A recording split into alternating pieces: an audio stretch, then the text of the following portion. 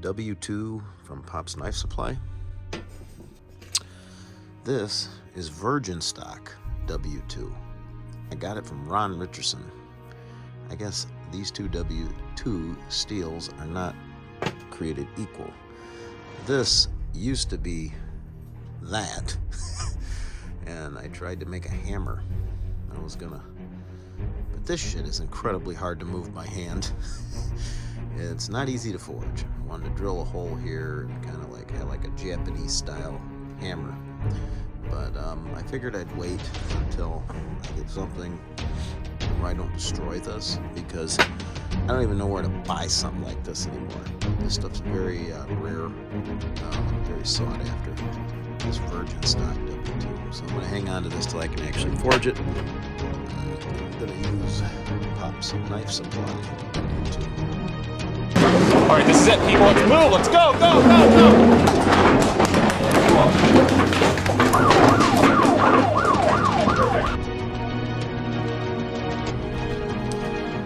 Got a lion hunter pattern. Lion killer. And I'm gonna completely destroy this knife. What they at, dude?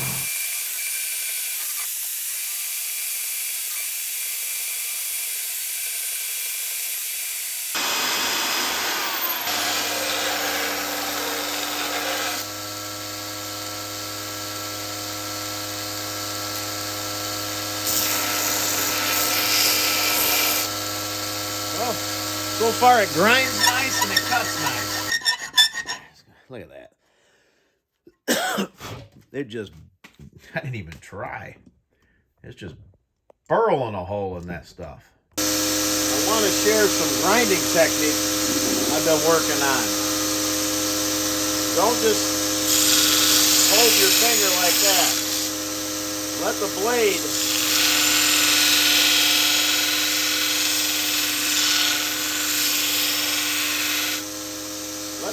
slide back and forth on your finger. Keep your finger stationary, and that will give you a lot evener grind. You're not going to have thick spot, thin spot, thick spot.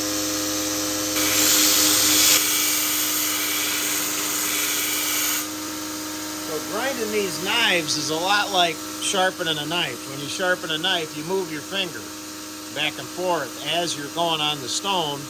What that does is you're sharpening where your fingers are, where you're putting pressure. Same thing with grinding. Keep your finger stationary. You know that you're focusing on your grinding where your hand is. Gives you a lot more control.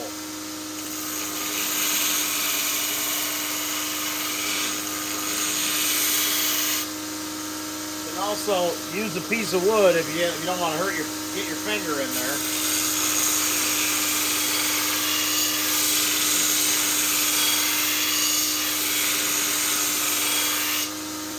Big deal. Piece of wood works just fine.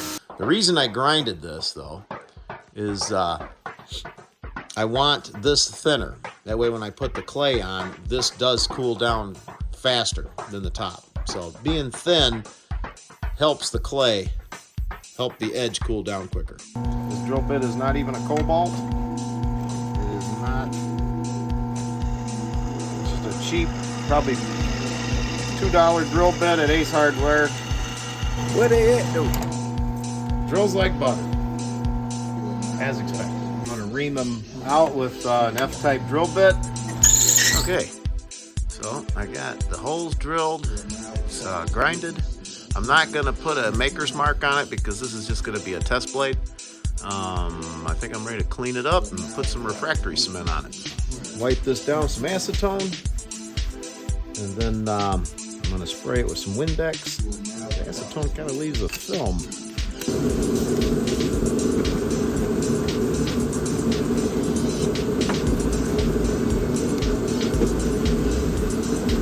Preparation. I'm not going to put the refractory cement on while this is cold.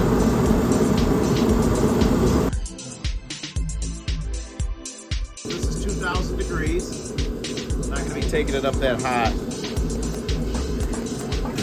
But he didn't really just cake it on, you know. Kind of just did one of these, you know. Kind of had it. It's kind of blotchy in a way. Wasn't a real consistent. Make some designs or whatever or whatnot.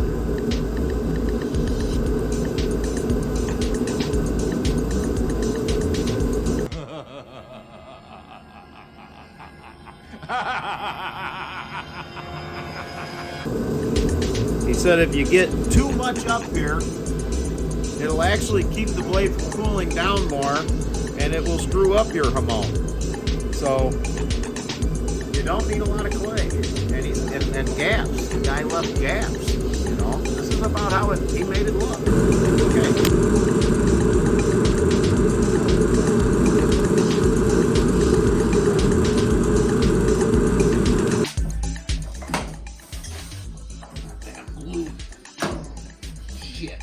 Look at that.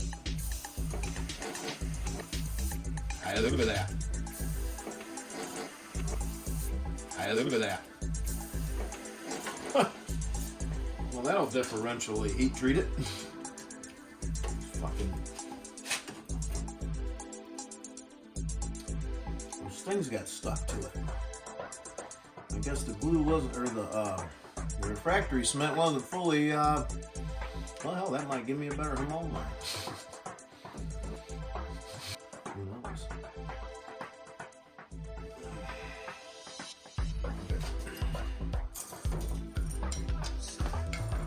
And any warping? These aluminum plates will, they'll cool it down. Wow. Okay, here we are, fresh out of the quench. And what I'm noticing is it's dark. Has the whole world gone crazy? Am I the only one around here who gives a shit about the rules?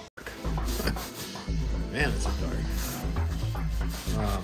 So this stuff must etch very dark. I didn't know that.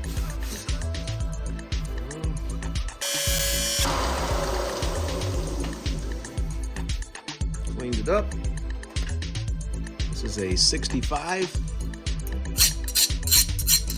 So definitely hardened up. So far, so good with this stuff.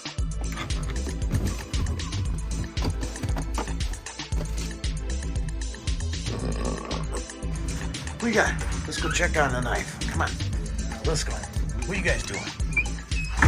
Alrighty, we got 35 minutes. I'm doing 2 hours at 355 degrees. It fluctuates about 4 or 5 degrees at these lower temperatures. But 355, 2 hours, twice. What do you think, Hank?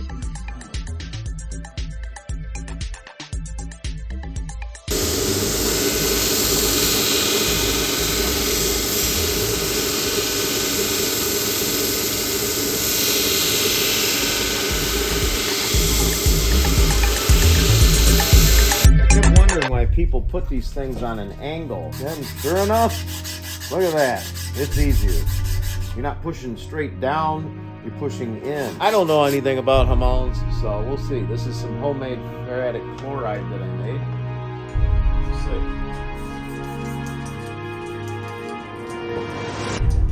Get it off a little bit.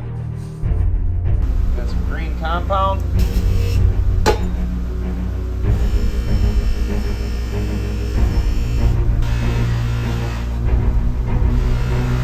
Just kept repeating the process.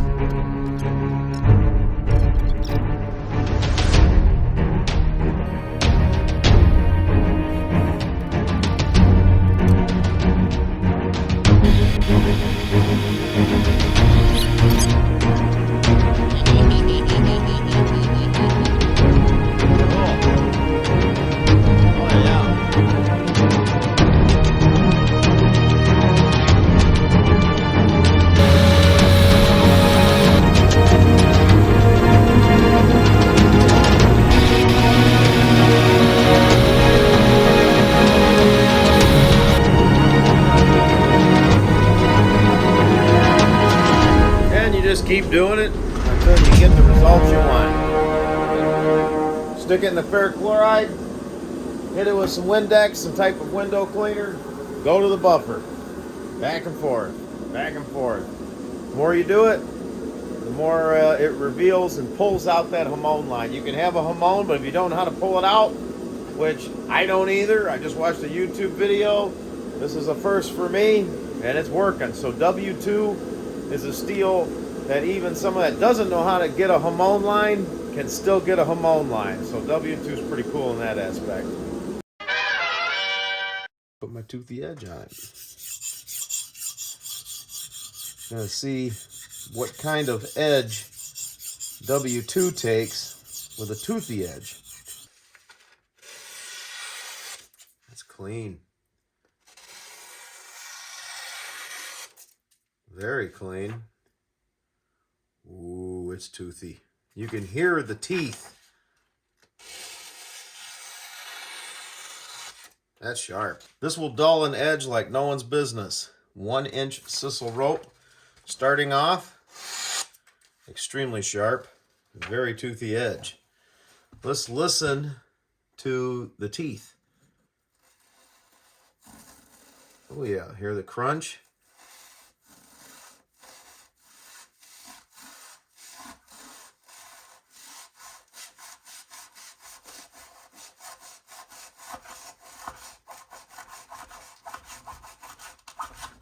Okay.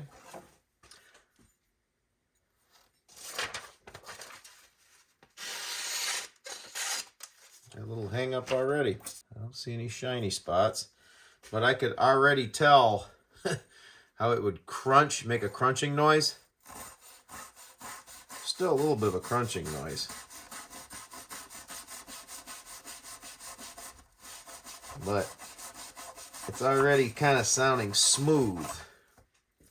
And the smooth means that the teeth are getting polished. The teeth are getting a little bit of a hang up right where I'm cutting it.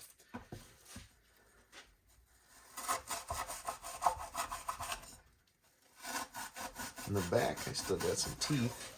Let me go back here.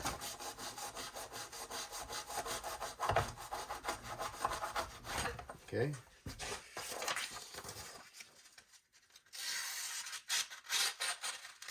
Okay, I'm getting hang-ups all over the place. Yeah. Definitely got a hang-up where I've been cutting it. And I am seeing some shiny spots already. Well, I don't think it's no need to go any further on a toothy edge. It's got so many hang-ups. We've got about 3 cuts on a 1-inch sisal rope. Yeah. All right, we're at 0. So it's pretty thin on the edge. 170 thou. Okay. Pretty much done on this stone. I'm gonna do the spider coat now. This is that tread honing solution that they sell for their diamond stones. TRED strap with it, and it works very well. Okay, let's hear if it sounds different. Oh yeah. So it's very sharp, no hang-ups.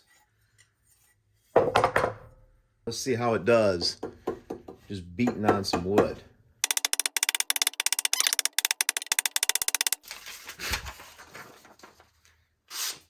All right, and I expect it to do well on this test. I've had 80 CRV2 and 8670 and all these other steels do well on this test too.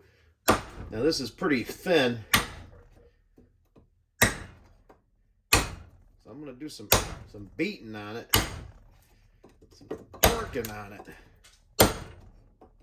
I'm going to speed there ain't no weight on this knife. So, all right. Now remember, the edge is very thin. Those other knives I made, yes. All right, so it's doing well on the wood. Just stay away from rope. Yeah. I mean, I'm happy with a fucking 4 pound or a 3 pound and 3.5 pound. Yes. I like that. Uh-huh. Yeah. All right, so it's gonna do good on the wood. All right, because that's pretty rough. This knife doesn't have enough weight to beat. You're not gonna swing this thing any harder than this thing can hit it. So I'd say this was a pass with flying colors. Very hard wood, that ironwood. And I've been torquing on it. And I did a lot of torquing just now, and I didn't even record it.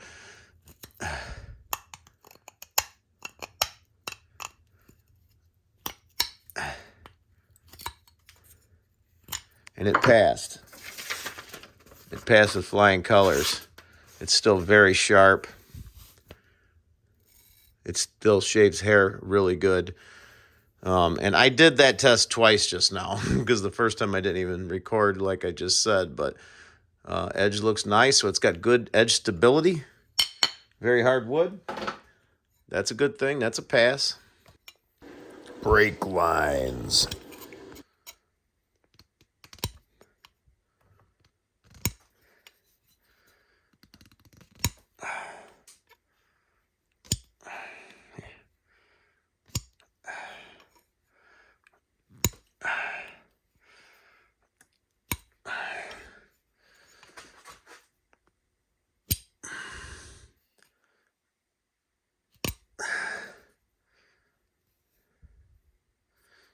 All right.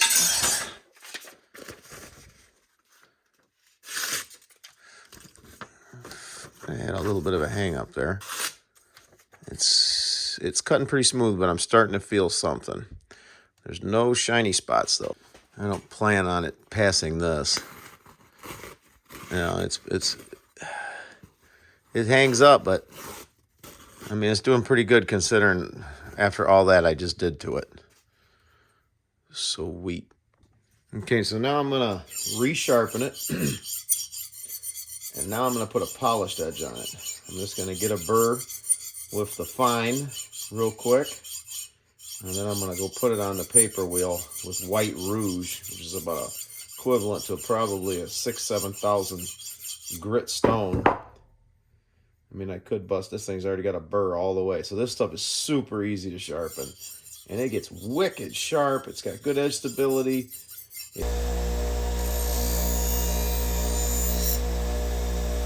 Look at that. Sweet. Okay, we'll see if it sounds any different with the polished edge.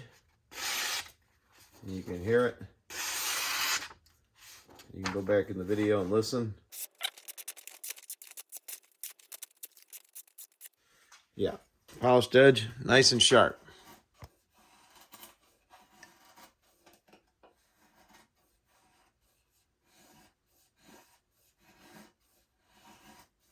Makes very nice feather sticks right off the 2x4, very effortlessly.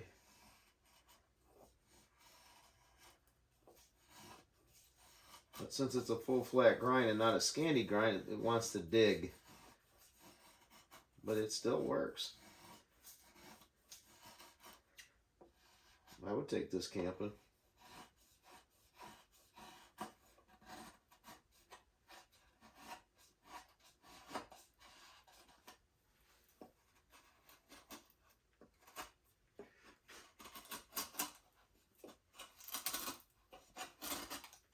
Yeah.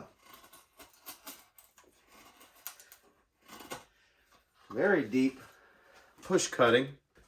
So, got some good feather sticks. Got some real deep push cutting. The polished edge works very well. Let's see if it's still sharp. I'm sure it is. Wood doesn't seem to hurt this type of steel. All right.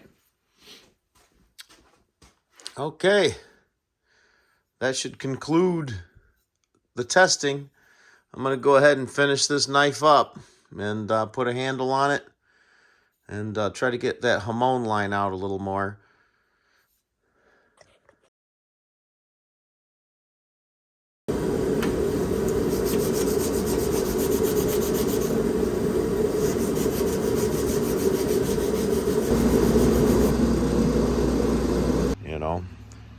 would be a good woodworking knife. Very sharp edge, easy to maintain, easy to sharpen. So with what you get with the Hamon line, the ease of working, really, I mean, this W-2 is pretty cool stuff. My final thoughts on W-2 knife steel. With the test that I ran on this steel, I can pretty much get a good idea where it stands. I'd say performance, it's a lot like 1095. The Hamon lines on it are outstanding. So if you're gonna get into a steel where you want, you're going for looks and stuff, this would be great choice. Because I've never even attempted a true Hamon line before, and I got it with this one, you know, first try. So even a novice trying to get it can do it. As far as you know, I did a edge stability test. It has good edge stability, plenty of toughness for a knife like this. There's steels that are tougher, but geez, I just beat it with a sledge. You're not gonna abuse a little knife like this harder than that. You're not gonna need that. So it's I'd say edge stability is really good. Far as like edge holding, I'd say edge holding is good too, as long as you're cutting on the right stuff. You know, you gotta know what this steel is and what it's made and designed to do. It can cut wood very well. You know, wood is not a real abrasive material. So something that's not a real abrasive material, you can make this edge last a long time. Now, if I know Cedric did a video where he showed that you can get W-2 to cut a lot of rope with a certain type of geometry and edge and stuff, but still, it's not going to be nothing like Magna Cut or something with 4% vanadium. Get one of the vanadium steels if you're going to count on something to cut rope or abrasive material. Stay away from the abrasive materials with W-2. Yeah, so edge holding, ease of work, to make a knife out of this is just sharpness and, you know, just the ability to get a nice, good, keen edge. It's just like all the other 10X steels. This is a 300 grit stone. And I just pulled this off of, and you can hear it, you know, but, you know, no, I really like this steel, and I'll probably use it in the future. No complaints here. It's a pretty steel. Hope it gets more popular again. Pop's Knife Supply sells it. If I can get a Hamon, you can get a Hamon line. This stuff, that's about all I got to say. Thank you.